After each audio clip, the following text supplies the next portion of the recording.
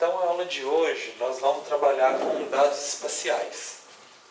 Para quem já fez cartografia e geoprocessamento, essa aula não vai trazer nada muito novo, né? Na verdade, vai ser um relembrete de algumas funcionalidades que a gente vai usar de geoprocessamento que são importantes para essa disciplina. Para o pessoal que ainda não fez, eu acho que vai ser uma boa introdução, uma boa primeiro contato.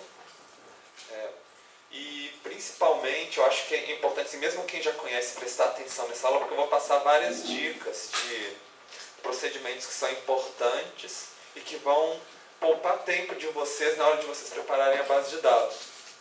Que normalmente é uma das etapas que leva mais tempo fora de sala de aula, né, para vocês conseguirem preparar o trabalho de vocês. Bom,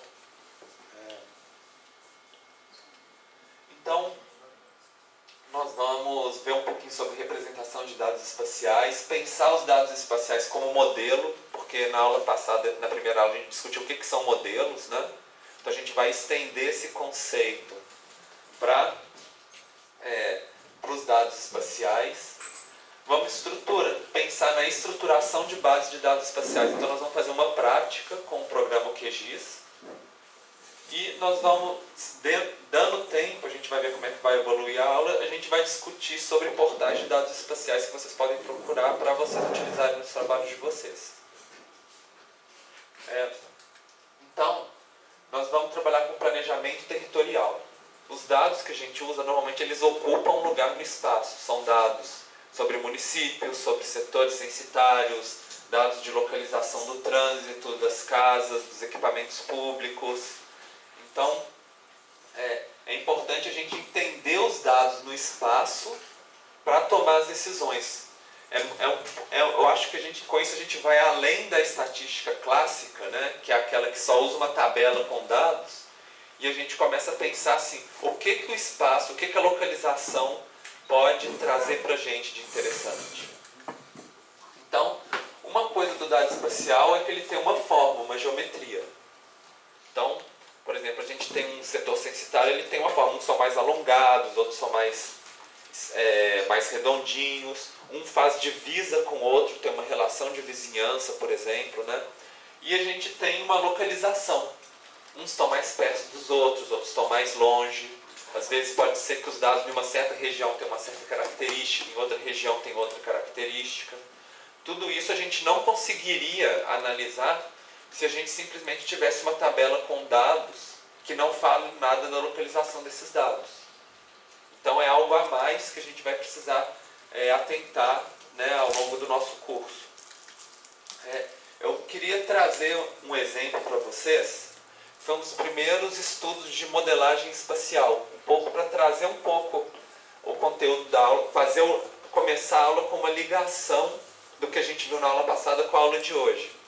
A gente trabalhou com modelos, né? Então, esse estudo foi um dos primeiros estudos que era o caso de cólera em Londres, em 1854. Naquela época, ainda não se entendia como que se transmitiam as doenças muito bem. E no caso, né, a cólera, a pessoa achava às vezes que era algo assim, que era pelo contato entre as pessoas, ou então era pelo ar, que tipo, vinha um cheiro assim, a pessoa respirava e pegava cólera. Então o médico John Snow, ele fez um estudo que ele foi anotando no mapa, cada lugarzinho vermelho desse era uma casa onde tinha tido caso de cólera. E depois ele anotou em azulzinho, esses círculozinhos azuis aqui, os lugares onde tinham poços de água. Olhando esse mapa aqui de vocês acham que existe alguma relação espacial assim que a gente consegue perceber? Dos casos de cólera, dos poços, o que vocês conseguem perceber olhando para esse mapa? Tem uma concentração. Tem uma concentração dos casos de cólera em uma certa região da cidade. Mais o quê? O que mais? Oi? Podem estar relacionados a esse poço? Qual poço? São vários, né? Broad Street. Esse aqui, né? Porque parece que eles estão meio que no entorno de um poço, né? Exatamente. Olhando o padrão espacial, a gente já começa a ter uma ideia. Mas aí o John Snow ele foi além. Ele fez uma média, que aí é interessante a gente pensar a média da latitude e da longitude dos casos de cólera. É interessante porque na aula passada a gente falou da média como modelo, né? A gente pensou a média de habitantes por domicílio, não foi? Então agora, o que ele fez? Se você pegar, por exemplo, 2 pontos, vamos supor que isso aqui a gente tem a longitude e a latitude, coordenada geográfica, um mapa, né? A gente tem um ponto aqui e outro ponto aqui. Se a gente quiser achar o ponto médio, que seria ligando com uma linha reta, a gente simplesmente soma as duas longitudes e divide por 2.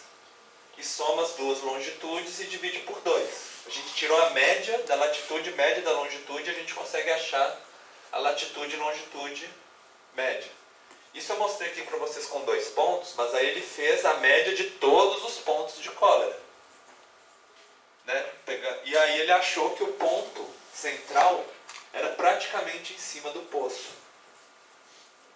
E aí ele meio que mostrou como modelo, né, onde que poderia ser a causa da cólera. E é interessante porque a partir desse estudo criou todo um movimento que ainda não existia antes, né, de incentivar as cidades a instalar infraestrutura sanitária, porque descobriram quando eles foram pesquisar esse poço que na verdade tinha um encanamento de esgoto vazando e caindo dentro do poço. E aí que se descobriu o mecanismo de transmissão da cólera, que é a questão das fezes humanas, aí passa pelas fezes, volta para a água que as pessoas vão beber e aí transmite para todo mundo. Então, foi aí que começou toda a história do saneamento urbano, que se comprovou cientificamente. É uma história bem interessante, como que a análise do espaço pode modificar a maneira como a gente entende os processos e auxiliar as políticas públicas. Bom, então, vamos pensar que a gente tem um espaço, por exemplo, uma cidade, com todas as diferenças, e a gente quer representar o espaço num computador. A gente vai trabalhar, né, analisar os nossos dados. Para fazer isso, a gente vai usar modelos. Então, a gente tem um universo, que seria o mundo real. A gente vai precisar de conceitos. O conceito que a gente falou que é o modelo, né, o modelo conceitual, ele já simplifica o universo. A gente vai escolher, né, certas chaves de interpretação, certas chaves de informação, e a gente vai representar elas no mapa. Desenhar elas lá no mapa.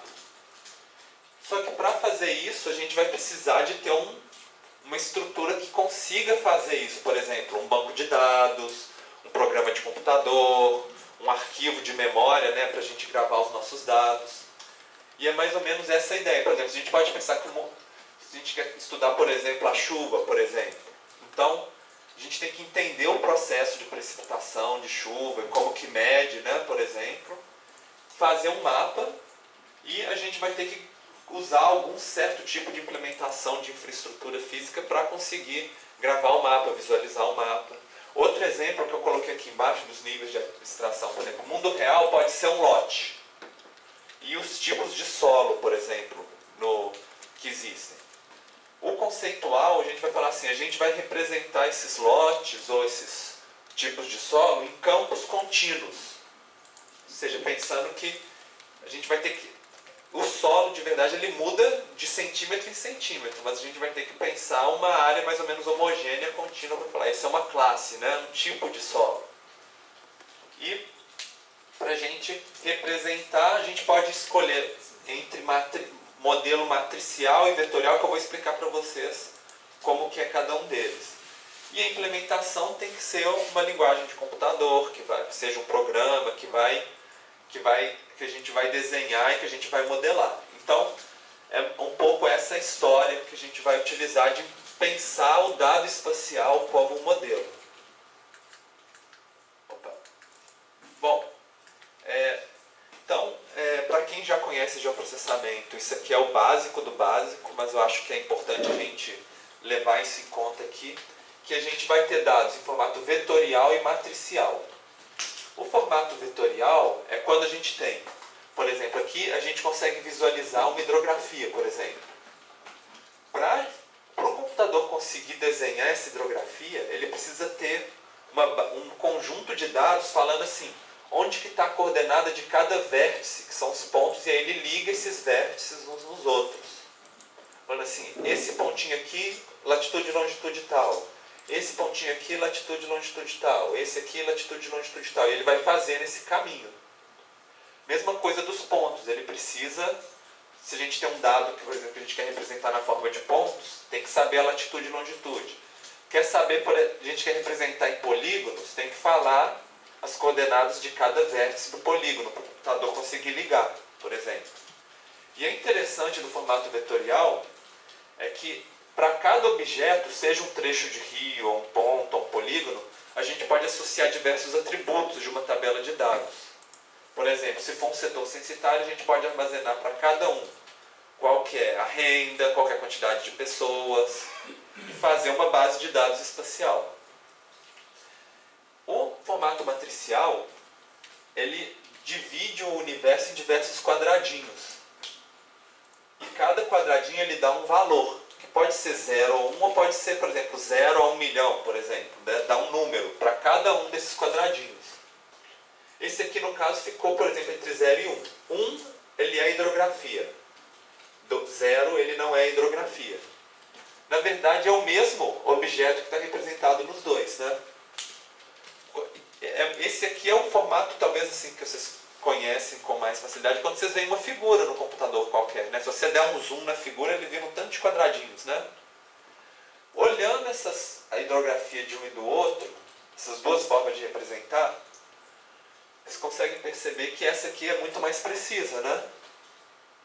Porque esse aqui meio que só tem uns quadrados meio toscos assim, mas é porque com o dado vetorial que a gente tem a coordenada certinha, você pode dar o zoom, afastar o zoom, ele fica sempre, nunca perde definição.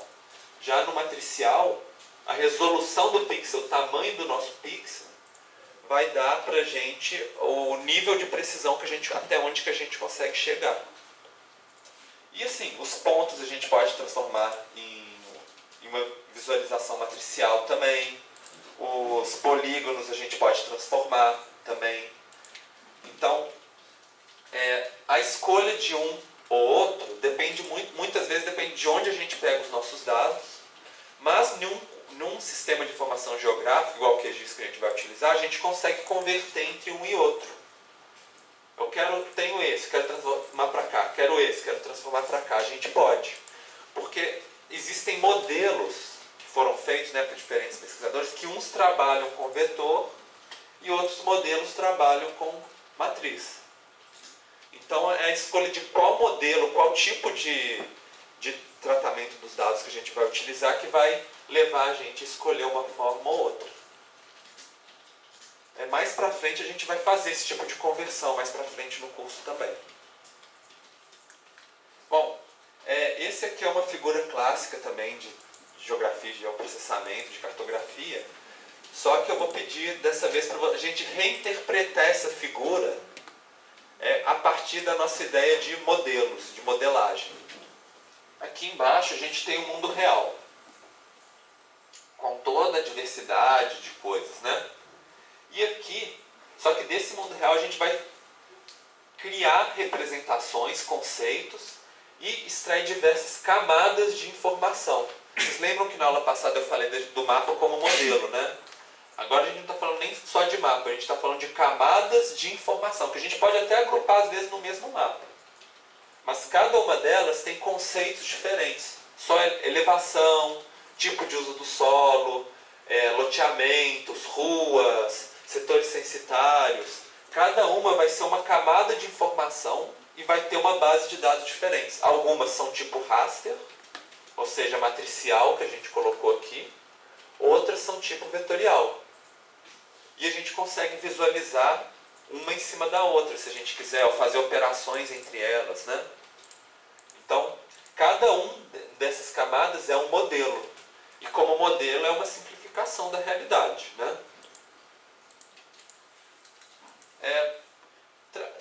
entrando agora um pouco na questão dos dados vetoriais, que eu falei que cada elemento do mapa, né, ele pode ter atributos.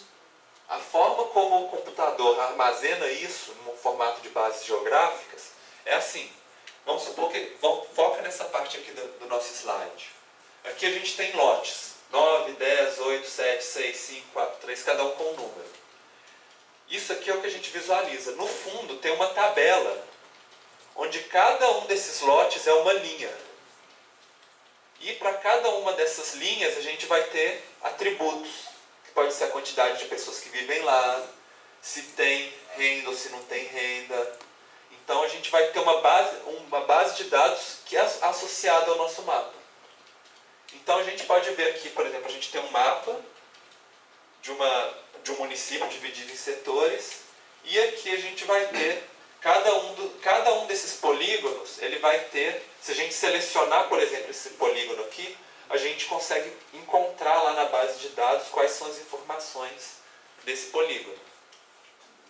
Então, esse é a ligação que a gente chama de bases de dados geográficas.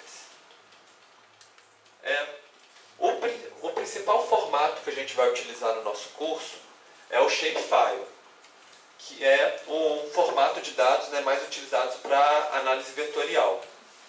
Atualmente, a gente está começando uma transição de passar do shapefile para um formato que chama GeoPackage, que é um formato mais robusto e que funciona, que contorna diversas limitações do shapefile. Mas, todo site que vocês forem olhar ainda para pegar dado vai estar como shapefile. Então, nesse curso agora, a gente ainda vai trabalhar bastante com shapefile. De vez em quando eu vou trazer um GeoPackage só para vocês aprenderem, mas não... eu acho que nessa primeira aula, como vocês ainda estão caçando os dados de vocês, né, provavelmente vocês vão encontrar em shapefile. Então, o formato shapefile ele não é um arquivo só, igual a gente está acostumado, tipo, abre um arquivo do Word, um texto do Word, do Excel. Na verdade, eles são vários arquivos que ficam dentro de uma pasta. Então, a gente vai ter vários tipos de arquivos que estão juntos, e para vocês abrirem ele no programa de geoprocessamento, vocês precisam que estejam todos esses arquivos juntos na mesma pasta. Não adianta você copiar só um deles, o SHP, né, que normalmente é o principal, e achar que vai abrir no programa. Não vai, precisa de tudo. O SHP é o que tem a forma, a geometria, as coordenadas geográficas de cada vértice. O SHX é para fazer busca, e aí a gente não precisa entender muito como que é, né? Mas quando você quer selecionar um item e visualizar ele.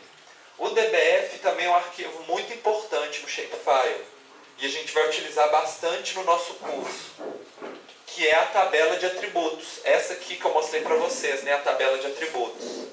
Ela, inclusive, o SPSS, que a gente vai trabalhar ao longo do curso, ele lê essa tabela DBF. E a gente pode trabalhar com os dois, né? Mexe no QGIS, mexe no SPSS, usando esse formato DBF. O DBF ele também é aberto pelo Calc, né? Que é o LibreOffice, como se fosse o programa gratuito, versão do Excel também, que a gente tem aqui nos computadores. Se vocês quiserem também, dá para abrir o DBF no Calc e editar a planilha de vocês, por exemplo, né? Editar os dados de vocês também. Bom, aí tem o PRJ, que é a projeção. Projeção não é o foco desse curso, mas é só para vocês saberem, né, que existem formas de projetar os dados no mapa em latitude e longitude, em metros, coordenadas UTM, e que a gente precisa informar para o computador qual que é o tipo de projeção que a gente vai utilizar para visualizar. E tem outros metadados, por exemplo, às vezes, se você baixa o dado de uma instituição, né, mais técnica, muitas vezes, além do dado, vem os metadados informando assim, qual que é a fonte, como que foi construído o dado, onde que você consegue mais informações de contato. E aí, nesse arquivo XML, a gente tem esses metadados também. Nem todo mundo coloca, mas é uma boa prática colocar. E tem outros de SBX, SBN igual ao SHX, que são índices, que é mais assim, são formatos que facilitam o computador a ligar a geometria com os atributos e com a projeção, para conseguir conectar esses arquivos uns nos outros e visualizar. Bom, outro tipo de formato que a gente vai trabalhar muito no curso é esse formato que chama CSV, Comma Separated Values. Ele é o formato mais simples de tabelas de dados. Às vezes a gente visualiza ele na forma de tabela e nem sabe que no fundo ele é assim desse jeito aqui, que eu estou mostrando para vocês. Isso aqui é quando a gente abre ele no bloco de notas. No caso aqui no computador a gente tem o Notepad++, né, que é o bloco de notas que a gente vai utilizar. Esse bloco, no caso desse arquivo aqui, não sei se está dando para vocês verem, mas a ideia é que ele tem um nome, uma vírgula, outro nome, outra vírgula, outro nome, outra vírgula. Quando tem uma vírgula nesse bloco de texto, ele está falando assim, passa para a próxima coluna. Então, por exemplo, aqui a gente tem a caneta. Por exemplo, se tiver assim, nome, vírgula, domicílios, por exemplo, né? Aí, quando o computador lê isso aqui, ele vai colocar assim, nome, vai abrir aqui e colocar domicílio. E aí, quando tiver uma vírgula aqui, ele vai passar para a coluna seguinte. E aí, quando tem Enter, ele passa para a linha de baixo. Que aí, por exemplo, o nome pode ser, por exemplo, Vitor, domicílio 3. Aí aqui vai ter uma vírgula, né? Vírgula. Aí aqui ele vai colocar Vitor 3. E assim por diante. Existem diversas formas de... Sim, pode perguntar? Estou vendo aqui nesse exemplo que a vírgula também é separador decimal. Ah, sim. Eu ia começar a falar isso agora. Existem vários formatos CSV. Em alguns deles, a vírgula vai separar as colunas. Outros, vocês podem abrir, dependendo da fonte que vocês abrirem, vai ser um ponto e vírgula, por exemplo, em vez de vírgula. E, na verdade, a gente vai ter que informar o computador na hora que ele for ler o CSV, tem que falar para ele assim, o separador de coluna é vírgula, ou é ponto e vírgula, por exemplo. A gente vai ter que abrir no bloco de notas, né? E verificar qual que é o separador de coluna. E no caso que foi interessante você perguntar, porque às vezes a vírgula nesse arquivo também é o separador decimal. Mas aí ele coloca entre aspas. Que às vezes a gente tem que informar para o computador assim, quando tem um nome entre aspas, ele vai ser o quê? Um número, vai ser um texto, por exemplo. E a gente pode informar isso para o computador também. Tudo isso a gente tem que informar na hora dele ler o CSV.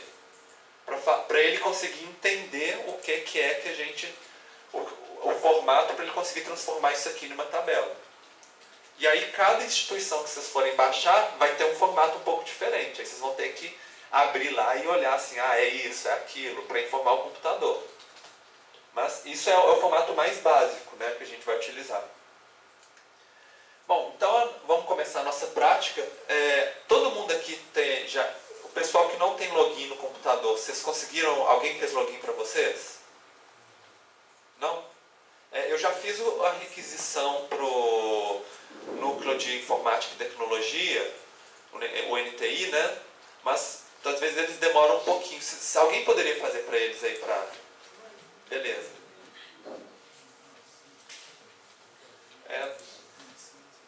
A gente ia começar acessando o site do Censo. Eu tentei abrir o site do Censo hoje, de um pouco mais cedo de manhã, ele estava fora do ar. Às vezes acontece. Vocês podem tentar para ver se ele ainda está no ar? É censo2010.ibge.gov.br.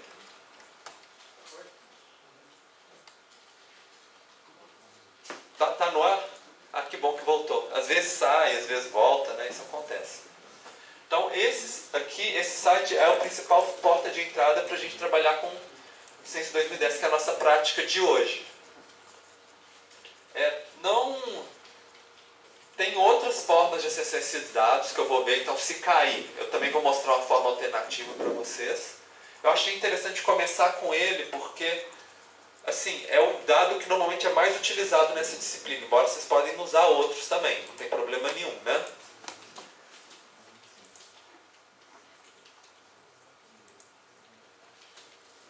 Deu certinho aí?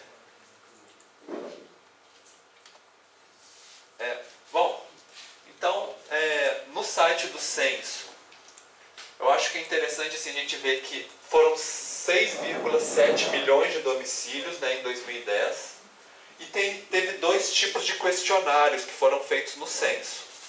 Um é o universo e o outro é a amostra. O universo, então assim, cada casa o recenseador ia lá com a fichinha e fazia as perguntas para as pessoas. Vocês lembram que a gente viu esse método, o método de tipo survey, né? E que a gente vai acessar como dado secundário agora, né? O dado do universo, o sensorista ele ia lá em cada domicílio, a ideia é cobrir toda a população brasileira, todos os domicílios. Já a amostra, ele pega só alguns domicílios, pula alguns, pega outro. E esse do setor censitário tem um certo número de variáveis, né, de informações, e os dados da amostra têm muito mais. Por isso que, na verdade, não dava para perguntar para todo mundo, que ia demorar muito.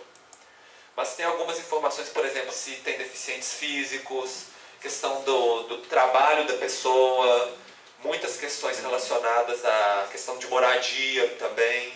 São informações que não tem no dado do universo. Só que para o dado da amostra, ele só para domicílios com mais de 190 mil habitantes, então não foi para todos os domicílios. E, na verdade, ele não dá o resultado por setor censitário. Ele dá setores maiores que o setor censitário, porque ele precisava de pelo menos 400 domicílios na amostra, né? Então, ele pega grupo, às vezes tem um setor censitário que tem poucos domicílios, aí tinha que agrupar com outro, e fazer um conjunto maior. Bom, mas a ideia da amostra é principalmente dados que possam auxiliar as prefeituras nas políticas públicas. Então, eles são dados que são bem interessantes. Só que eles são mais difíceis de trabalhar. Porque o do dado censitário, a gente consegue já juntar, o que a gente vai usar na aula de hoje, a gente já junta direto com a nossa base de dados. A gente já tem os dados agregados já. Na amostra, é o que a gente chama de microdados. Que você tem os dados de cada casa, e aí você tem que somar os dados dessas casas dentro da amostra e tirar a média. Então é mais difícil, mais chatinho de trabalhar, mas a gente vai ter uma aulinha assim, sobre isso também. Embora assim, eu já aviso para vocês, quem quiser trabalhar vai ter um pouquinho mais de trabalho, se quiser usar a amostra. Normalmente o pessoal usa o censitário porque é mais simples, né? Como um primeiro trabalho de disciplina, é mais fácil escolher o dado censitário. A não ser que vocês tenham uma vontade assim, de um dado específico que vocês acham que seria muito interessante, aí eu estou inclusive disponível para ajudar vocês a trabalhar e conseguir fazer a pesquisa de vocês, não tem problema também. Bom, para visualizar, esse aqui é interessante, ele pegou uma parte da região metropolitana de uma parte do município de São Paulo, nesse mapa, e a gente vê que os limites, as linhas pretas, são os limites dos setores censitários. Então a gente vê que é bem detalhado, né? E as cores são as regiões da amostra.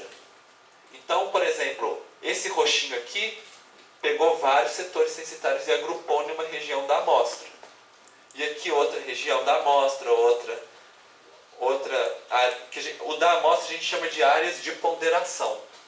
Porque na verdade é ponderado pela quantidade de habitantes e o número de domicílios que foi amostrado, né? Então, seria mais ou menos isso, assim, para vocês verem essa diferença de escala de análise. O setor censitário é muito mais detalhado e o da amostra é menos detalhado. Mas, por exemplo, no município de São Paulo, dá para a gente fazer uma análise estatística legal com a amostra já, mesmo que seja um pouco menos detalhado no mapa. Outro ponto importante que a gente vai precisar, e que acho que é talvez o foco central da aula de hoje,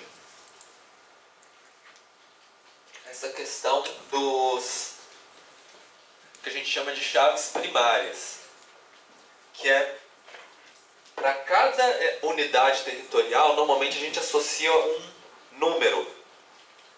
E esse número ele é importante para a gente conseguir juntar a nossa base de dados territoriais, ou seja, os polígonos, com as diferentes bases de dados que a gente vai trazer dos sites que vocês vão coletar os dados. Então, no caso do IBGE, ele cria um número de 15 dígitos para cada setor censitário. Então, os primeiros 2 dígitos falam que é a unidade federativa, o Estado. Depois vem um conjunto de 1, 2, 3, 4, 5, ou 4, né?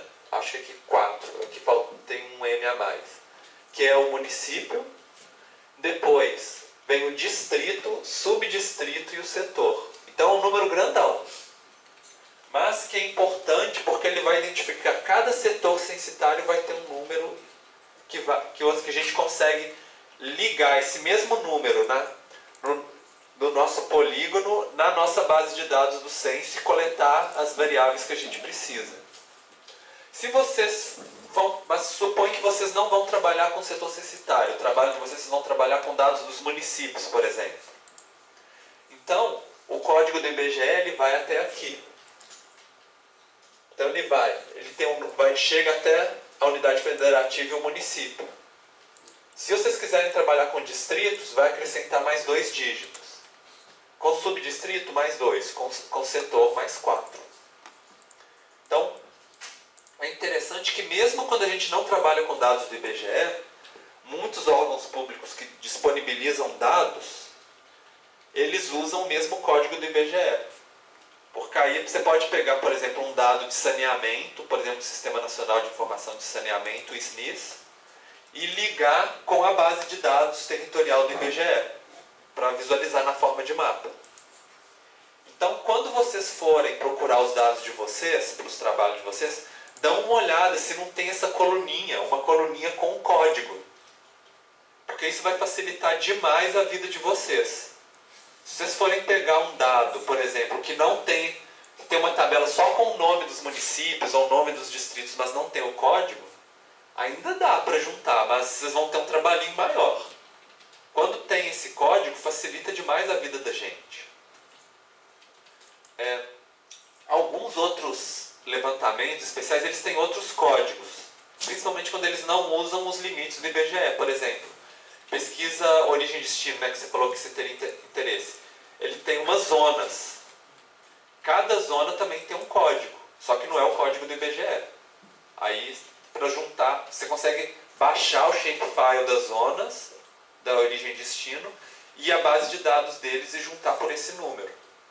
Então é importante vocês começarem a ter essa percepção desses tipos de índice que juntam, né, as bases espaciais com as tabelas de dados. Quando não tem, às vezes a gente tenta encaixar pelo nome, tenta visualizar em ordem alfabética, copiar e colar. Tem um jeito da gente tentar juntar, mas o jeito mais fácil é esse aqui. Bom, agora no site do Censo, eu vou pedir para vocês entrarem aqui em resultados, quem ainda não entrou no site do Censo, censo2010.ibge.gov.br, né? A gente clica em resultados e aí tem vários e vários produtos. Inclusive, se vocês quiserem explorar, se tem alguma coisa que vocês acham interessante, mas o principal que a gente vai trabalhar na aula de hoje são os dados por setor censitário. Esses, se vocês descerem, tem lá assim, características da população e dos domicílios, resultados do universo. Se vocês colocarem Ctrl L ou Ctrl F, né, e colocar para localizar por resultados do universo, já deve cair mais ou menos por aqui já. E aqui vai ter 2 dados que são importantes. Um é a malha digital do setor censitário, que é onde tem a malha dos setores. E o outro é o agregado por setor censitário, que é a tabela de dados. Um é a base, o limite de cada setor, e o outro são os dados do censo, né? As tabelas com os dados de cada setor. Então, são os 2 que a gente vai trabalhar na aula de hoje. Isso assim, o IBGE sempre pode acessar pelo site. Então tem o site do Censo 2010, site do Censo Agropecuário, tem o Sidra que também retorna as tabelas também. Mas a maneira que não, quando a gente já está meio escolado assim no site do IBGE, a gente costuma ir direto no FTP do IBGE, que é onde eles armazenam os dados mesmo. Às vezes eles mudam as pastas lá, mas normalmente é o lugar onde você sabe que você consegue encontrar os dados. Então vocês podem entrar nesse ftp://ftp.ibge.gov.br, por exemplo, que aqui vocês vão ter um universo de dados que o IBGE tem, disponibiliza. Só que organizadinho por pastas, né? Como se você estivesse entrando no computador do IBGE e pegando os dados. Então tem várias pesquisas sobre crianças, sobre saúde, sobre várias coisas. No caso, tem censo agropecuário. Aqui no caso a gente vai trabalhar com dados do censo hoje, né? E aí assim, aqui aí entra em outra subpasta e assim por diante. O que a gente está procurando, que a gente podia acessar pelo site do censo, a gente teria que seguir assim: censo, tem uma outra pasta chamada Censo Demográfico 2010, resultados do universo agregados por setor censitário. E aí ele vai ter os dados, as tabelas de dados para cada estado, e tem um arquivo também que é importante, que é essa documentação, que é ela que vai falar que a variável 001 do censo, por exemplo, o que ela significa. A 002 significa o quê? A 003 significa o quê, né? Então está aqui na documentação. E o que a gente vai usar na aula de hoje é SP exceto a capital, porque a gente vai pegar aqui para o ABC Paulista, né? Então, e é um arquivo grande, 283 MB. Se quem quiser baixar, pode. Eu também coloquei esses dados, talvez, se vocês quiserem já baixar direto os dados que a gente vai utilizar na aula de hoje, eu já coloquei numa pasta da rede, que é a pasta aulas. Não sei se vocês entrarem no computador de vocês, no Windows Explorer, vai ter um drive, né, que chama aulas na rede, que já tem os dados da aula de hoje. Deve estar assim, aulas MTI aula 2, provavelmente. Vocês conseguiram achar no computador de vocês? Está aí? Se não tiver, eu coloquei no Tidia também os dados da aula de hoje. Então, assim, a gente tem 3 formas. Dá para baixar do site, só que do site vai baixar um tanto de coisa que a gente não vai precisar. No Tidia e na pasta da rede, que é a pasta aulas, o drive aulas, né? MTI aula 2, eu já garimpei só os arquivos que a gente vai precisar na aula de hoje, já está mais organizadinho. Então, vocês podem tentar procurar todo mundo. Esses dados iniciais? Dados iniciais, esse mesmo. Tem uma pasta que você pode copiar, ou tem um arquivo compactado também, que é a mesma coisa. Tá? Então vocês podem copiar. Eu vou aconselhar para vocês, se vocês acessaram pela rede, vocês copiam e colam no Drive D de vocês em uma pasta com o nome de vocês. E aí já começa a primeira orientação que eu ia falar para vocês. Quando vocês criarem pasta no Drive D, faz uma pasta sem caractere especial, ou seja, se o seu nome tem acento ou se cedilha, não coloca acento nem se cedilha, coloca o nome direto e não coloque espaço também. Quando a gente está trabalhando com bases de dados, né, a gente não costuma colocar caractere especial tipo ponto, 2 pontos, vírgula, caractere com acento, e a gente também não costuma colocar espaço também. A gente coloca só tudo seguido, né? No máximo a gente usa o underscore, né? Por exemplo, no meu caso ficaria assim, Vitor, underscore, que é o baixo, não é o hífen, Vasconcelos, por exemplo, né? Aí não tem problema. Mas se eu colocar um acento aqui, aí já começa a dar problema. Então a gente não coloca, né? Alguém está com alguma dificuldade de encontrar os dados?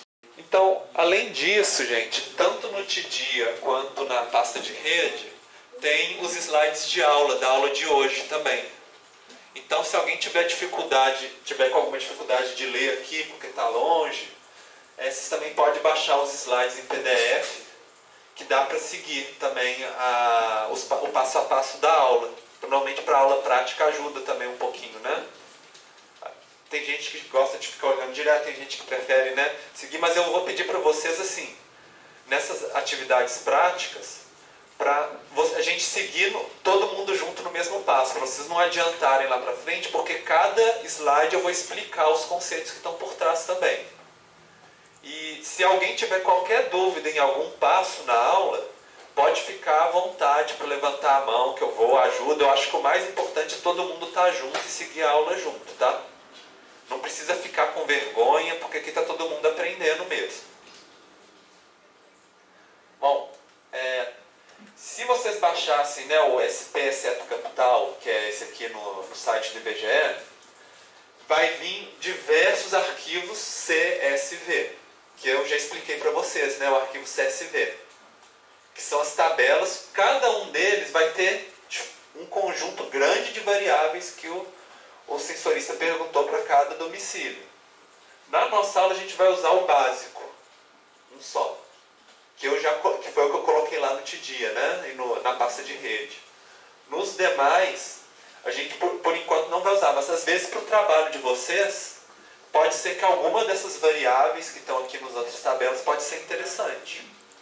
Então, vale a pena olhar esse arquivo, que é a documentação, para vocês verem o que é útil, o que pode ser útil para vocês, para o trabalho de vocês, né, de todas as tabelas que tem.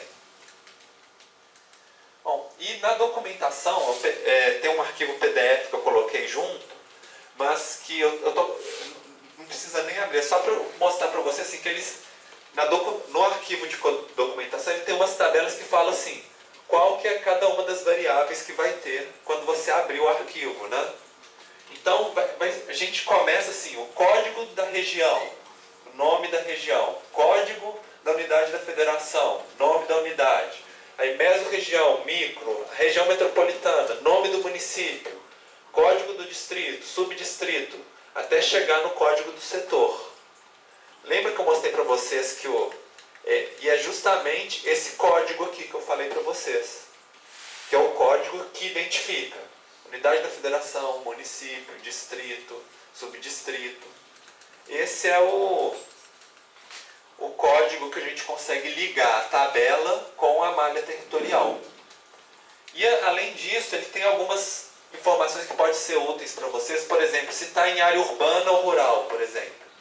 Às vezes vocês querem analisar só a área urbana, ou vocês querem fazer uma comparação entre a área urbana e a área rural. Qual que tem melhor acesso, por exemplo, a serviços públicos, por exemplo. Então, dá para fazer esse tipo de análise também, esse tipo de separação. E tem tabelas com o nome o que significa cada variável. Então, variável 001, V001, é número de domicílios particulares. A 002 são os particulares permanentes. E assim por diante.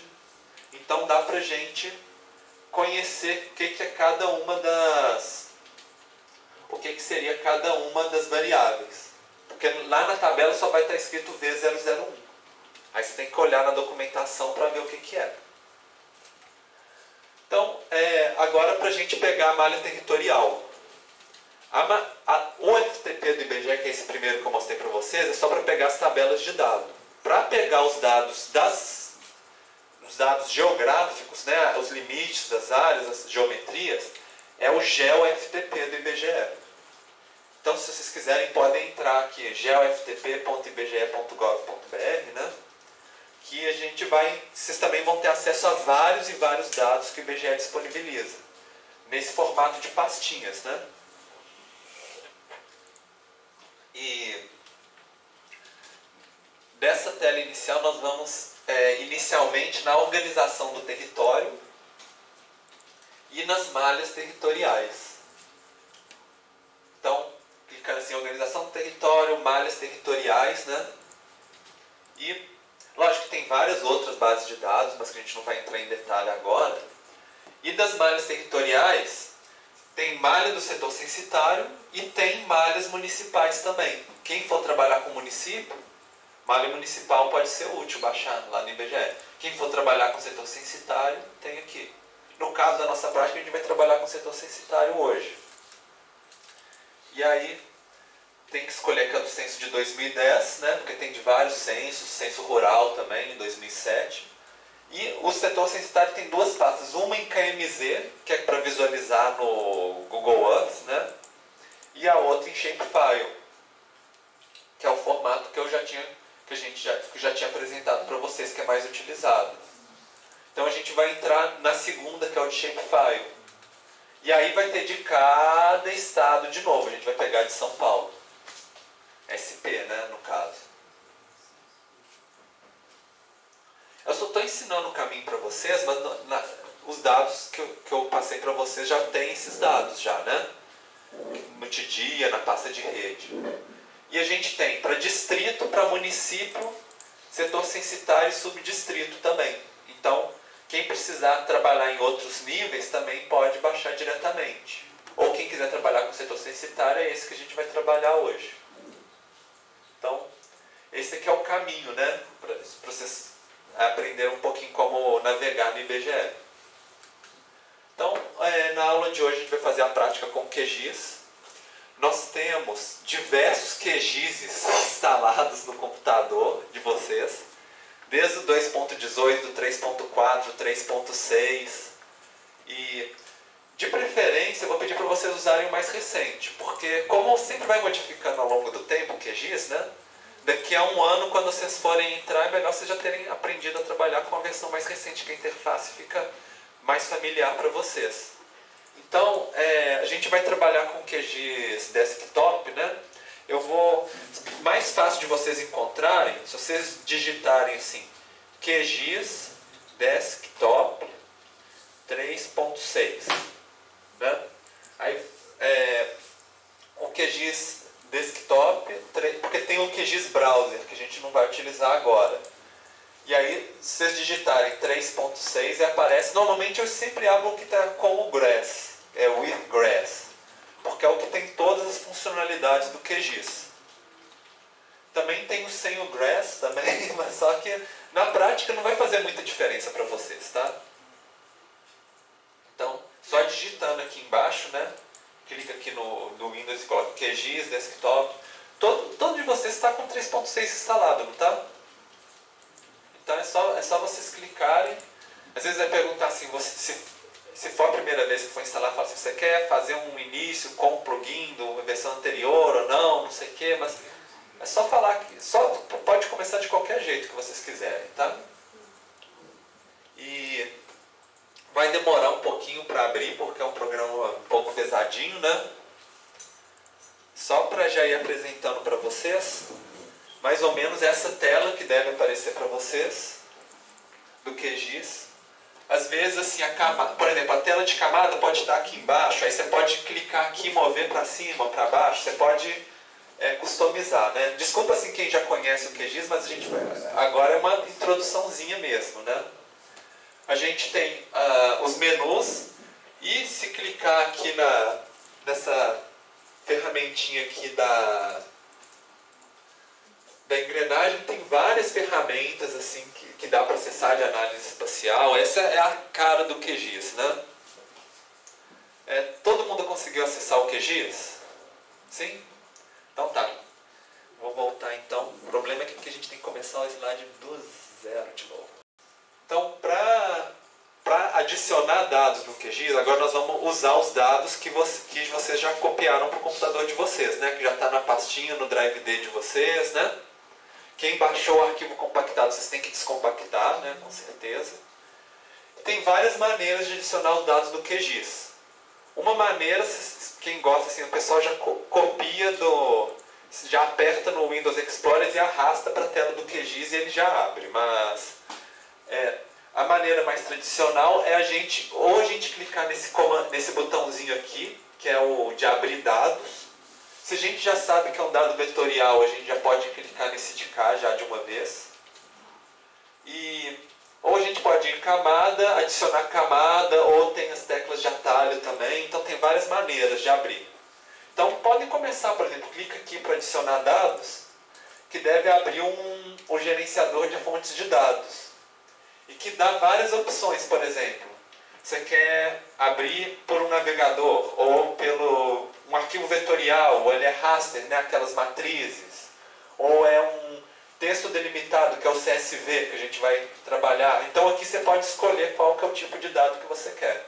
A gente vai pegar vetor, e eu vou pedir para vocês, aqui embaixo, escolherem clicarem aqui lá na pasta de vocês e procurar o arquivo SHP, né, que é esse aqui, o 35SEE250GCSR. Esse aqui, esse nome esquisito, é o que o IBGE usa. Gente, algumas pessoas tiveram dúvida o que significa esse UTF-8 aqui, né? Ou em alguns talvez tivesse escrito System, talvez. Isso é o formato de leitura de caractere especial. Dependendo, não tem uma regra rígida, depende muito de onde vem a fonte de dados, depende muito de cada computador.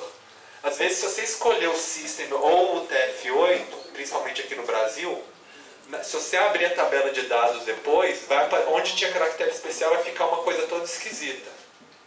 Tem jeito de alterar isso depois que abre também, tá? Eu vou mostrar para vocês. Então, de vez em quando, vocês podem abrir um dado que vem de algum lugar, e aí, onde tinha acento, nome ou cedilha, vai ficar uma coisa esquisita. Tem jeito de consertar isso. Mas também, às vezes, para o trabalho de vocês, pode não fazer diferença nenhuma também. Vocês têm que ver se realmente vale a pena ficar gastando tempo com isso ou não, né? Bom, agora todo mundo já tem os dados? Bom, gente, quanto isso, assim, vocês podem ir se familiarizando com o programa, né? Normalmente... Opa, vamos voltar.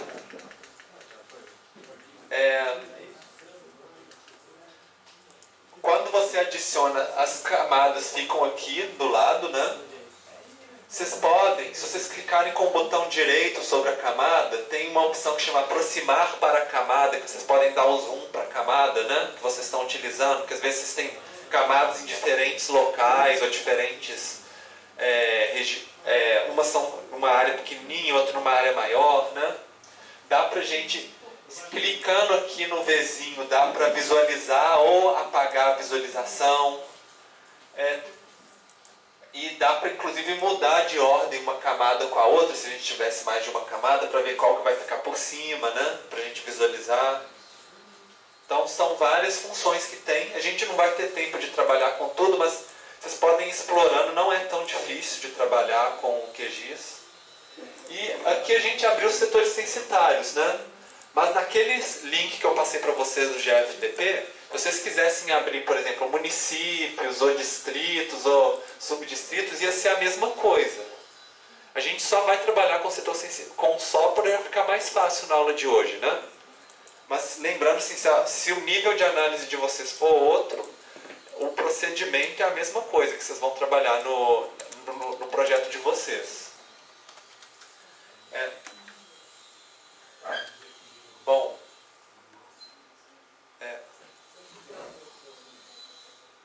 como é que tá aí, Sandra? Tá, beleza. Bom, agora eu vou pedir para vocês clicarem com o botão direito em cima da camada e a gente vai numa aba que chama Propriedades. Também, se vocês derem um duplo clique na camada, vai para essa janela que chama Propriedades do mesmo jeito. Pode ser tanto de um jeito quanto do outro. E aí, vai abrir uma janela de propriedades, vai ter várias abas aqui do lado esquerdo, vocês vão escolher fonte. Aqui na fonte tem de novo o nosso TF8, né, que eu falei para vocês. Se de repente der esse problema de leitura de caractere especial, é aqui que a gente altera. E a gente pode alterar para conseguir ler os caracteres especiais de maneira correta. O TF8 e System normalmente funciona. Quando não funciona, a gente tem todos, tipo Latin, né, que é latinas, caracteres latinos. E uma hora a gente encontra um que funciona. E a outra informação importante é o sistema de referência, de projeção, né? E que normalmente quando a gente baixa do IBGE vem sem sistema. Isso eu acho que é até algo falho do IBGE. Eles deveriam colocar qual que é a projeção. Mas a gente sabe que o sistema de projeção oficial no Brasil é o CIRGAS 2000. Então, eu vou pedir para a gente já fazer essa correção. Vocês podem clicar aqui nessa... Hoje, às vezes, já tem disponível, se a gente aperta aqui a setinha para baixo aqui, ou a gente entra no globinho para definir uma projeção para os nossos dados. E aí, quando clica no globinho, né, vocês podem clicar, vai vir uma janela. Se a gente escrever assim, CIRGAS 2000, aí ele já filtra para a gente. Mas eu queria, assim, existem várias projeções CIRGAS 2000. A oficial que o IBGE usa é a que tem esse código aqui, 4674. Então, observem se está se vocês selecionaram o 4674. Se vocês escolherem outro número, aí vai dar problema, vai distorcer o mapa todo. Então, assim, se vocês digitarem no filtro já ajuda, ou dá para ir se descer na listinha até encontrar, mas é mais fácil escrever no filtro aqui em cima. Isso nem era necessário para a aula que a gente está fazendo, mas só que como é uma coisa básica, né, para quem ainda está aprendendo a usar o QGIS, se quisesse trabalhar sem especificar a projeção, daria para fazer a aula todinha de hoje. Eu estou colocando mais para vocês começarem, né, a prestar atenção nessas coisas, porque às vezes vocês vão ter que sobrepor dados e pode estar um dado de uma projeção em outra. É importante vocês saberem que isso existe, né? Vocês conseguiram achar o sistema de projeção? Então tá. Outra coisa que agora eu vou pedir para vocês fazerem é clicar com o botão direito, né, naquela mesma camada e abrir a tabela de atributos. Outra maneira de fazer isso é assim, quando ela já está selecionada, tem um íconezinho de tabela também, de atributos, mas mais fácil normalmente você clica com o botão direito, abrir tabelas de atributos. Quando abre a tabela de atributos, aí vocês vai abrir uma tabela para vocês.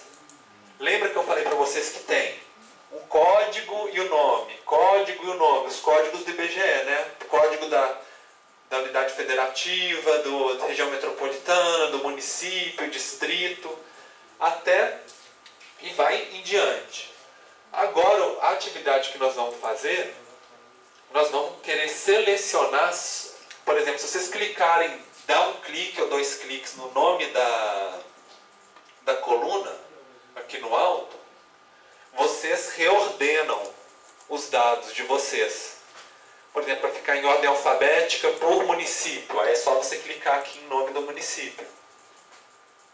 Então, isso vocês conseguem, né, encontrar os dados de vocês. E aí, se vocês forem arrastar, né, a barra de rolagem, dá para chegar em São Bernardo do Campo, Santo André. E dá para ver qual que é o código do município também, que está aqui na coluna do lado. Então, a nossa primeira atividade é assim, vamos selecionar só o município de São Bernardo do Campo. Então, já que a gente já viu que o código de São Bernardo do Campo é o 3548708, né? Olhando na tabela, a gente vai clicar nesse botãozinho aqui, que é o de selecionar por atributos. Tem um botãozinho que tem um E aqui do lado. Ele permite a gente selecionar, para dar ênfase, né? Selecionar só um atributo que a gente vai escolher, que é esse, o 3548708, que é o de São Bernardo do Campo.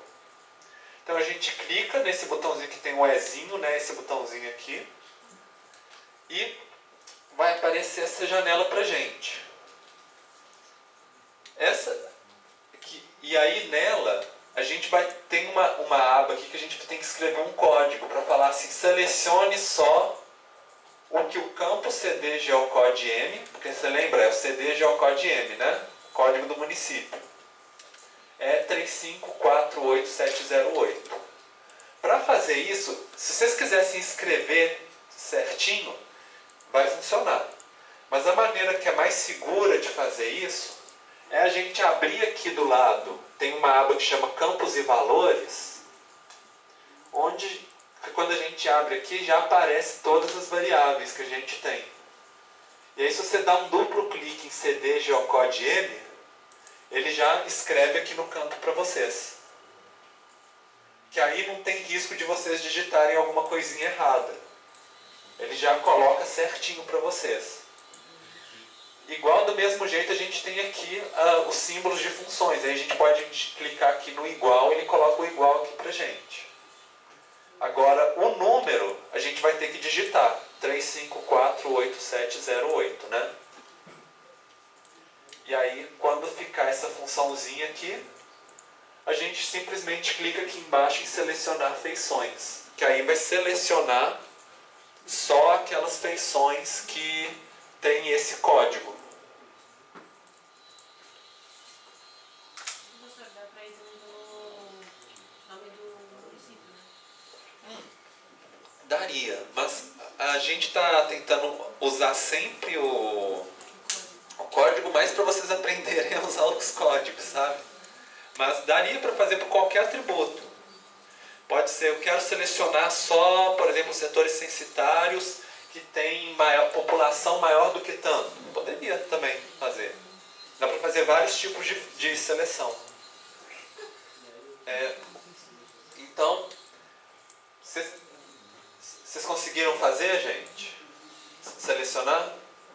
Bom, aí quando a gente mandou selecionar, aí vocês podem até voltar para a tela principal, né?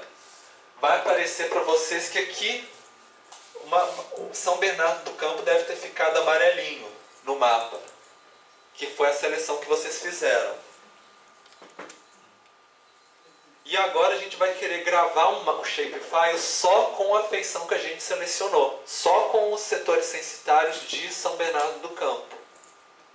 Para isso, para exportar só os que a gente quer, a gente clica com o botão direito na nossa camada, vai em exportar e salvar feições como. Então, clicou com o botão direito, exportar, salvar feições como. Em algumas versões anteriores do QGIS era salvar, né? Agora mudou para exportar. E quando colocar salvar feições como, não grava ainda, tá? Que eu vou explicar algumas coisinhas para vocês. Então,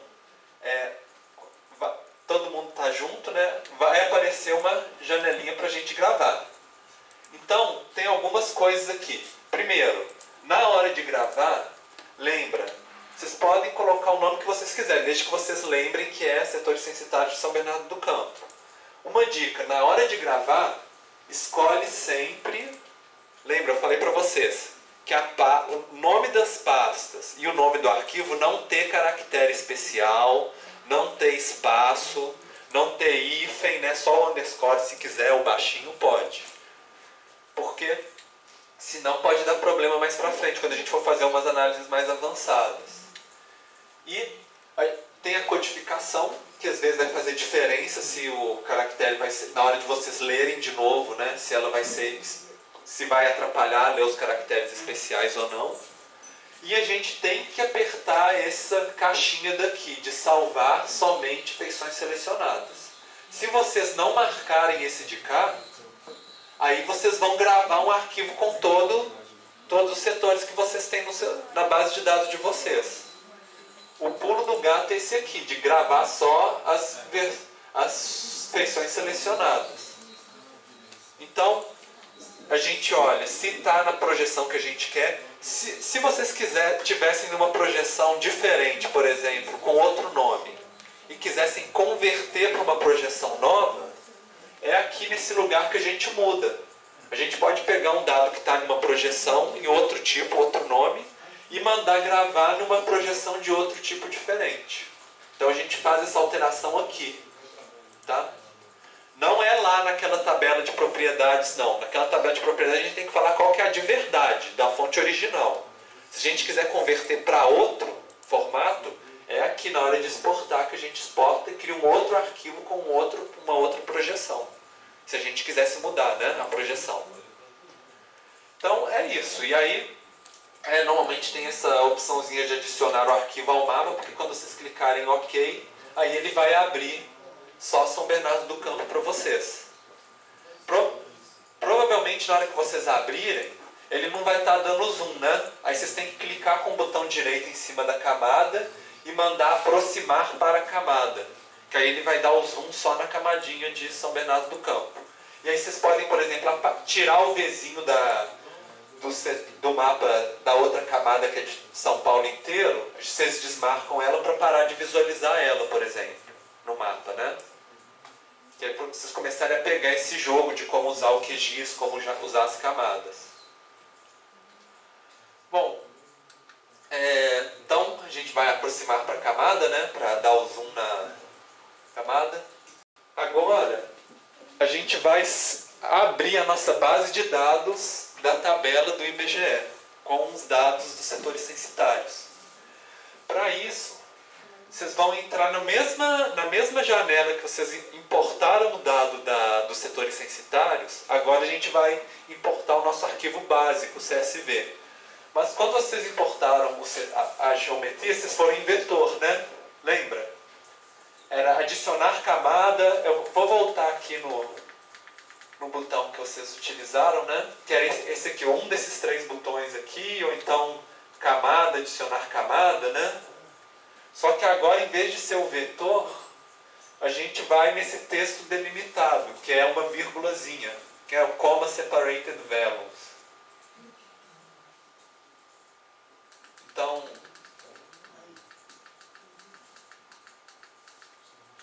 Então a gente tem aqui o texto delimitado, né? Então, ó, e aí aqui a gente vai abrir esse arquivo que chama básico SP2, que é o arquivo com as variáveis básicas do censo. Esse é arquivo .csv. Quando vocês abrirem, eu acho que é interessante, assim, vocês vêm aqui, né, no 3 pontinhos, acham o arquivo básico, CSV. Quando abrir, é interessante que ele já mostra uma amostra, uma prévia da visualização aqui embaixo, para vocês verem se ele conseguiu reconhecer tudo direitinho. Se ele não conseguiu reconhecer, a gente tem que ir alterando as funções aqui, falando assim, qual que é o separador de casa decimal? No caso do IBGE, é ponto e vírgula. Então a gente tem que selecionar o delimitador de expressão, é o ponto e vírgula. Aí quando a gente falar isso, provavelmente ele já vai conseguir separar nas colunas. Outra coisa que a gente tem que explicar para o QGIS também, aqui no definição de geometria, é o seguinte, porque às vezes a gente usa esse arquivo CSV para criar um arquivo de pontos, quando a gente tem uma coluna que é a latitude e a outra que é a longitude. E aí a gente poderia selecionar aqui em coordenada de ponto. Como a gente só quer chamar a tabela, a gente coloca que é sem geometria. Ou seja, a gente só quer a tabela. Isso aqui não tem nenhuma informação da localização desses atributos ainda, né? Desses casos aqui, desses dados. Além disso, isso é o que a gente precisava para agora, né? Tem essa opção Record Field, se vocês abrirem aqui, que às vezes ele tem uma opção assim, que a gente tem, quando o delimitador é ponto ou vírgula, para o número decimal, né? Por exemplo, se é 10,6 ou se é 10,6, depende da fonte de dado que a gente baixa, né? Que ele também tem umas opções também para a gente configurar. Que não é o nosso caso, a gente talvez não vai precisar aqui, mas talvez pode ser o caso de alguma base de dados que vocês forem acessar. Às vezes vem como ponto, como vírgula, né? Se o QGIS confundir essas coisas, a gente consegue organizar aqui. Então seguindo. Aqui é a mesma coisa. Se de repente vocês verem que os números, os caracteres especiais, por exemplo, região, não está conseguindo exibir direito, a gente consegue mudar aqui na codificação. Para System ou TF8 ou algum outro, até a gente conseguir achar um que a gente consegue exibir os caracteres especiais também. Aqui em cima. Eu acho que já deu. Vocês conseguiram ver cada uma dessas coisas? Mudar o delimitador de expressão, sem geometria, está exibindo o caractere especial direitinho. Se tiver a tabela bonitinha aqui, é só vocês colocarem adicionar, que aí ele vai adicionar a camada de vocês com a tabela.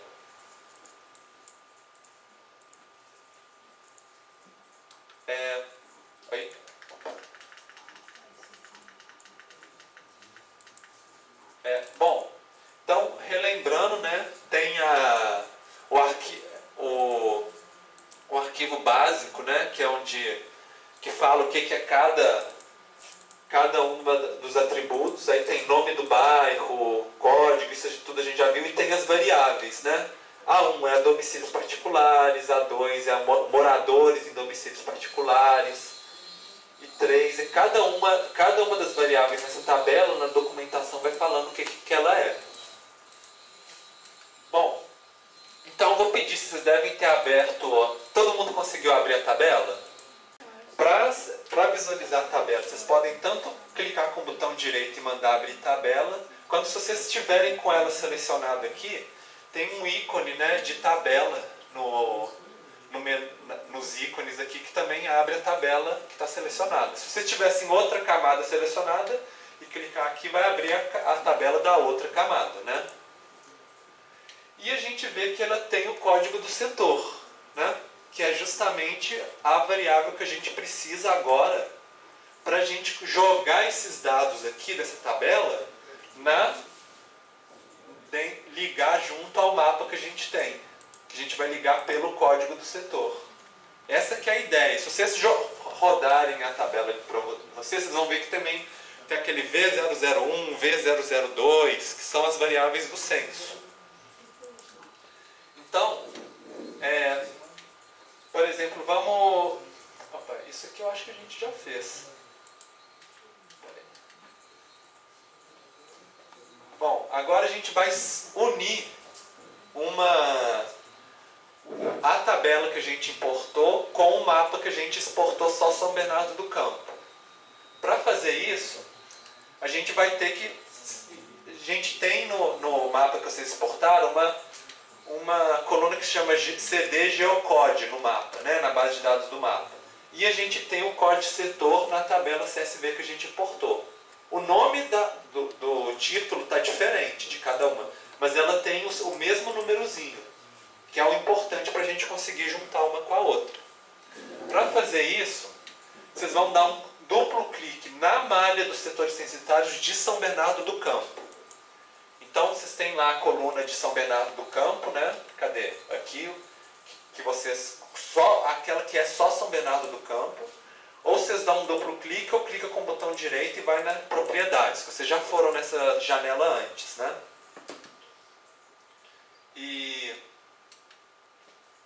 Bom, e aí a gente vai nessa aba aqui que chama Uniões. Por essa aba Uniões, a gente consegue ligar a base territorial com uma tabela de atributos. Então, clicando aqui em Uniões, a gente vai clicar no maisinho aqui para adicionar uma nova união. Falando assim, faço uma nova ligação entre a minha base territorial e a minha tabela de dados. Então, clicou no maisinho, vai abrir uma janela para vocês.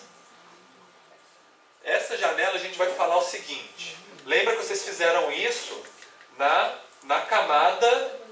Vocês fizeram isso na camada do mapa, não é na tabela, né? Vocês abriram as propriedades da camada de São Bernardo do Campo.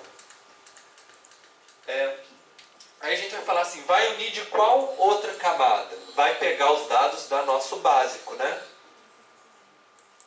E a gente vai pegar o campo que chama código do setor e o campo-alvo que é CD Geocode. Falando assim, pega a variável que está em código setor da tabela básico SP2 e encontra com a geocode que está na nossa base de dados. E aqui embaixo também tem uma coisa que é importante fazer, que é escolher falar assim, quando eu importar o dado, falar assim que eu vou colocar 3 dígitos antes, ou 2 dígitos antes, por exemplo, base e underline aqui, né? Que é para a gente conseguir identificar na nossa tabela de atributos quais que são as variáveis que foram importadas da nossa tabela básica. Se vocês clicarem aqui e não colocarem nada, por exemplo, aí, bom, ela vai estar lá, só que você não vai conseguir diferenciar uma da outra. E se você simplesmente desmarcar e usar o padrão, às vezes vai ficar um nome grandão aqui. E isso vai trazer um problema para vocês. Porque o shapefile, ele tem uma limitação de nome de variável de no máximo 8 caracteres. E aí, na hora que se vocês colocarem 8 caracteres aqui, não vai ter espaço para colocar o nome do atributo da variável que vocês estão trazendo. E aí vocês não vão conseguir saber se é o V001, V002, V003, porque vai ficar tudo com o mesmo nome, que é as 8 primeiros caracteres aqui. Então a dica de marcar aqui e colocar um nome curtinho é só para vocês conseguirem depois pegar os dados da variável que vocês estão utilizando. Ou deixar sem nenhum aqui também, não tem problema. Daria para ficar sem nenhum, deixar aqui vazio. O ruim é quando tem um nome grande aqui, né? Que quando às vezes a gente desmarca, por padrão ele coloca um nome grandão. Aí é que é ruim.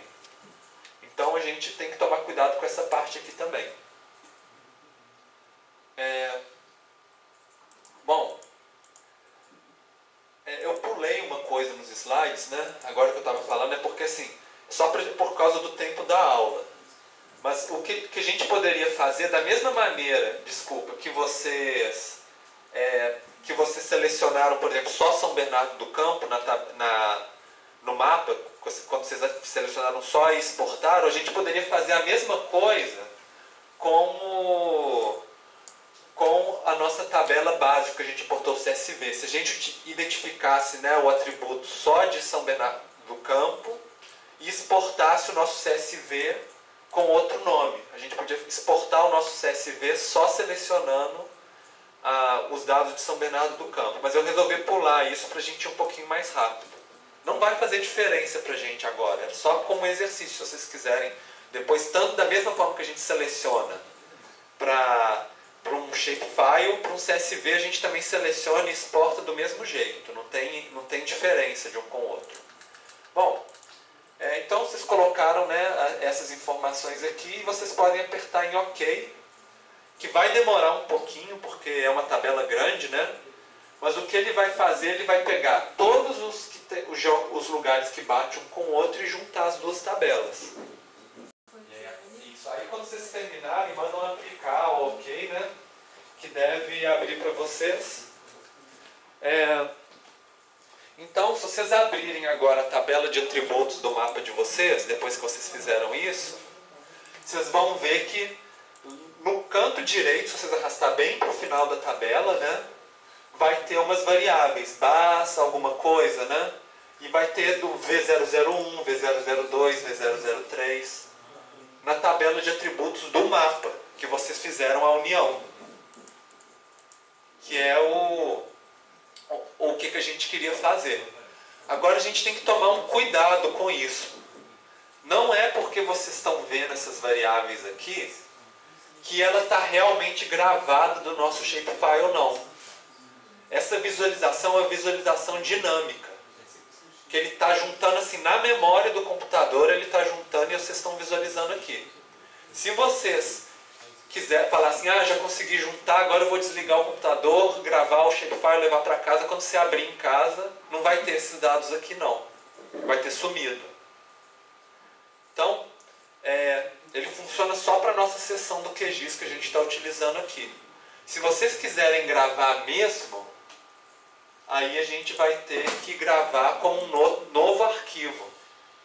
Fazer um novo shapefile com esses dados aqui agora gravados dentro porque o shapefile tem aquele arquivo DBF, né, que tem a tabela, para a gente gravar dentro da nossa tabela de DBF do shapefile. Então, a gente vai trabalhar com isso. Eu vou pedir então para vocês, eu não trouxe o slide, que é justamente agora para vocês tentarem fazer da memória de vocês. Clica com o botão direito no mapa de vocês que vocês já juntaram, né, na camada que vocês já juntaram, e manda gravar agora com outro nome o arquivo de vocês. Por exemplo, pode ser SBC juntado, ou SBC com atributos, ou qualquer coisa assim, para Aí esse novo que vocês gravaram, na hora, clica com o botão direito, exportar, salvar, feição como, né? Esse novo que vocês gravaram, esse vai ter os dados todos já gravados dentro da tabela de atributos. Esse vocês podem levar com vocês para casa ou passar para outra pessoa que vai estar com todos os dados lá.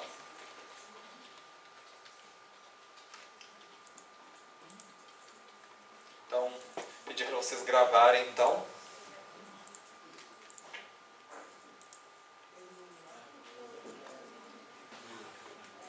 Na hora que vocês exportarem, com certeza aí vai adicionar uma nova camada no mapa, né? Que é o novo mapa que vocês colocaram agora com os atributos já gravados na tabela. Vocês podem até verificar se nessa nova camada que vocês exportaram, se os dados estão realmente lá. Mas deve estar, provavelmente. Agora, a gente vai começar a ver um outro recurso do QGIS, que é quando a gente precisa criar uma nova variável a partir dos nossos dados. Então, a gente tem 3 variáveis, o V001, V002 e V003, que já deve estar na camada de vocês. A 001 são os domicílios particulares, quantidade de domicílios particulares no setor. 002 são os moradores, quantas pessoas. E o 003 é a média dos moradores por domicílio. A gente sabe que os 003, para calcular ele, simplesmente a gente pega um e divide pelo outro, né? Divide a quantidade de pessoas pela quantidade de domicílios. Que é um pouco aquele exemplo que a gente viu na aula passada, de gerar a média como modelo, né? Então a gente vamos supor que a gente não tinha o V003. E aí a gente quer calcular para o nosso trabalho, por exemplo. Então a gente vai fazer esse tipo de operação. Para fazer isso, a gente vai, na tabela de atributos, quando vocês abrirem, ou vocês podem ir tanto direto aqui selecionando a camada e clicando aqui a calculadora, ou vocês podem abrir a tabela de atributos e no alto dela, se vocês forem olhar, vai ter também esse ábaco aqui, que é a calculadora. Então, dá para ir tanto pelo menu geral do QGIS, quanto dá para ir por dentro da tabela também. E a gente vai abrir essa calculadora de atributos, que funciona muito parecida com o de selecionar para vocês. Vai abrir essa calculadora de campo para vocês, né? E a gente coloca a nossa fórmula aqui. Antes de chegar nessa fórmula, eu queria que vocês olhassem essas opções. A gente pode criar uma nova variável, que aí vai criar uma coluna nova na tabela, ou a gente pode atualizar uma. Porque às vezes você calculou errado, por exemplo, e quer reatualizar ela, aí em vez de criar uma nova, você pode simplesmente atualizar uma que já existe. A gente tem que colocar um nome, e aí, de novo, lembrar vocês, não colocar caractere especial, não colocar acento. Então, o média nosso está sem acento, porque senão dá problema. E não colocar espaço, né, no nome da variável. E no máximo, no caso do shapefile, tem que ser no máximo 8 caracteres. Se usar mais do que 8 caracteres vai dar problema. Eu acho que ele nem deixa escrever mais de 8 aqui. E aqui embaixo a gente fala o que é a nossa variável. Ela é texto? Ela é número inteiro? Número decimal? Então, a gente tem que escolher aqui. Então, escolhendo média e número decimal, porque a gente vai fazer 2, tanto, lembra, né? Se a gente colocar inteiro não dá, vai ficar só 1 ou 2 ou 3 pessoas. Então a gente coloca número decimal real. E aqui embaixo, lembra que eu expliquei para vocês, vocês clicam aqui em campos e valores e abrem aqui na setinha que tem aqui do lado, que aparece todas as variáveis para a gente. A gente vai querer a nossa BAS 001 dividido, que aí tem um sinalzinho aqui de dividido, se vocês quiserem, pode digitar do teclado, pela 002. Era isso mesmo? Ou é 002 dividido pela 001. Desculpa, eu coloquei errado aqui, gente. Depois eu tenho que... Podem fazer o contrário. 002 dividido por 001. Agora que me veio na cabeça que está invertido. Os dois aqui.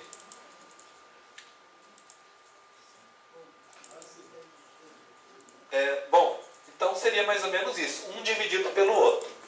Conseguiu, escreveu manda lá para aplicar e ok, que vocês vão poder olhar na tabela de atributos de vocês se criou a nossa variável, a nossa coluna nova chamada média.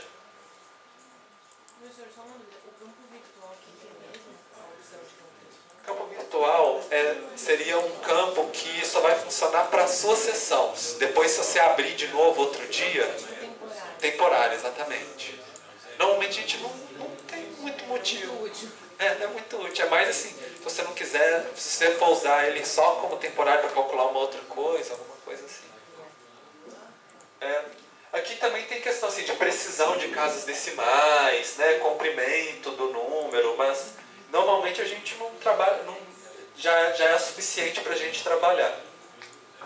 Se vocês olharem agora, gente, deve ter uma coluninha com a média, né, que vai ter a média de moradores por domicílio. No caso aqui deu errado, porque eu fiz o 1 dividido pelo 2 e não o 2 pelo 1, né? Então, esse aqui, o erro é meu. Mas assim, da mesma coisa que vocês fizeram divisão, poderia fazer soma, poderia fazer subtração, poderia fazer elevado ao quadrado, poderia fazer qualquer tipo de transformação matemática que vocês precisarem fazer. Fórmulas mais complexas, né? E agora a última coisa que eu queria pedir para vocês entrarem de novo na tabela propriedades, dando um duplo clique na camada de novo, e a gente vai visualizar isso na forma de um mapa, essa nova variável. Então, dando um duplo clique na camada, vocês vão em simbologia, né? Tem vários tipos de visualização, isso já vai ser uma aula que teria que ter uma disciplina de cartografia para saber todas. Eu só vou mostrar de vocês o graduado, quando a gente pega um dado quantitativo que muda gradualmente, né? E aí selecionando aqui em cima, selecionou simbologia, né? Entrou na coluna, foi em propriedades, simbologia. Escolheu graduado. Aqui a gente escolhe qual que é a variável do nosso mapa que a gente vai utilizar. E aí a gente vai escolher a média que a gente acabou de criar, né? E aqui a gente poderia modificar, por exemplo, a cor, se quer borda ou não, se a gente quer mudar o tipo de cor, de escala de gradação de cores, mas vamos manter tudo padrão por enquanto. E a gente clica aqui em classificar. Quando clicar em classificar, ele vai dividir em classes. Só relembrando assim, a gente pode escolher o número de classes, o tipo de intervalo de classe, mas eu não vou entrar nesse detalhe com vocês agora. Quem quiser depois brincar com essas opções de visualização de mapa, né, vocês podem brincar e ver como que é a melhor maneira que fica mais interessante. Então é isso. Graduado, média, classificou e aplicou. Quando fizer isso, vocês já vão ter gerado o mapa de vocês. É só voltar na tabela, na tela geral do QGIS, se vocês clicarem em OK, né? E aí fecha essa janela, vocês vão ver que deve ter gerado um mapa para vocês. Então, assim, deve ter aparecido um mapa mais ou menos assim para vocês, né? Vocês podem ter notado que em relação ao mapa original de São Bernardo do Campo, faltou uns pedaços, né? Isso acontece. Às vezes a gente não tem variável censitária para todas as regiões do município. E isso, assim, valor de dado faltante, às vezes vocês vão ter isso mesmo.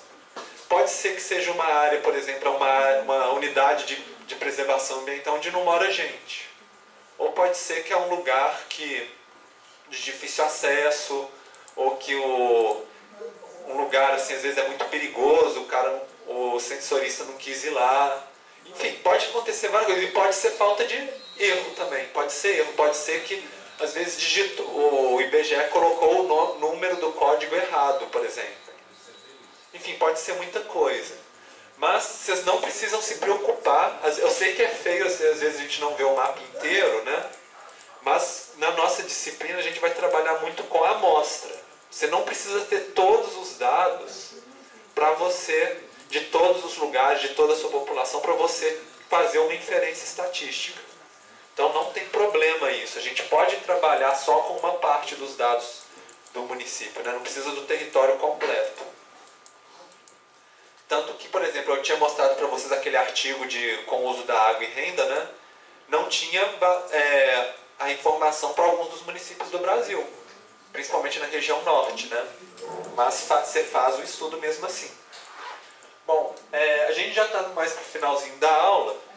Eu queria, primeiro, só para lembrar para vocês, eu vou colocar nas próximas aulas da semana que vem, a gente vai ver conceito básico de estatística, né? E eu queria mostrar para vocês alguns geoportais. A gente já falou alguns na aula passada, IBGE, IPEA, SEAD, DataSUS, Sistema Nacional de Saneamento, Origem e Destino, Atos do Desenvolvimento Humano. Mas para essa parte, assim, onde a gente consegue a malha territorial? Tem o IBGE que vocês viram, tem o Centro de Estudos da Metrópole, o site, tem bastante base territorial para a região metropolitana também, várias informações, vocês podem explorar. Ou tem infraestrutura de dados espaciais do estado de São Paulo, se vocês forem trabalhar na escala de São Paulo. Tem o DataGel, que trabalha principalmente com dados ambientais, tem várias informações lá também. Tem a infraestrutura nacional de dados espaciais, principalmente na escala do Brasil, e aí tem vários dados, várias fontes de dados que dá para pesquisar. Na Agência Nacional de Águas, tem o Sistema Nacional de Informação de Recursos Hídricos, que também tem muitos dados para quem quiser trabalhar com essa parte de água. E tem esse site, né, que é lá da UERJ, que chama de Fontes de Dados Geográficos, que aí tem vários. Eles citam, é como se fosse um índice, né, de lugares, outros sites que vocês podem procurar base de dados também, para quem quiser explorar mais. Bom, e aí eu queria passar para vocês o exercício para terça-feira.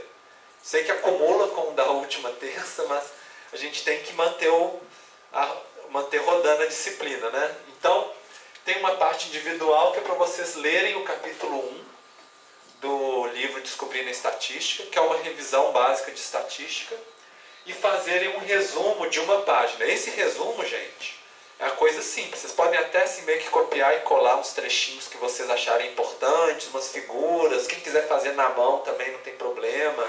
Quem quiser, é só para vocês tentarem assim, sintetizar o que vocês consideram importante nesse capítulo 1, tá? E entregar no dia. Vocês não precisam escrever com as suas próprias palavras, não. Esse é um resumo mais... É mais para vocês terem como se fosse assim, um apanhado do que vocês consideram dos conceitos mais importantes do capítulo. E em grupo, que vocês já começaram a discutir, né, os trabalhos em grupo de vocês, agora é para vocês detalharem um pouquinho mais. Vocês pensarem, qual que é a escala espacial de análise do trabalho de vocês? É o mundo, Brasil, São Paulo? Qual que é a unidade territorial? Vai ser setor censitário, vai ser município, bacia hidrográfica? E onde que vocês vão baixar essa base territorial, né? E pensar quais que são as 3 variáveis que vocês vão utilizar no trabalho de vocês. Então, para vocês já discutirem assim, que dados que a gente vai usar no nosso trabalho. Lógico que isso é uma primeira proposta, vocês podem mudar ao longo do tempo, mas é para vocês já fazerem essa discussão já para terça-feira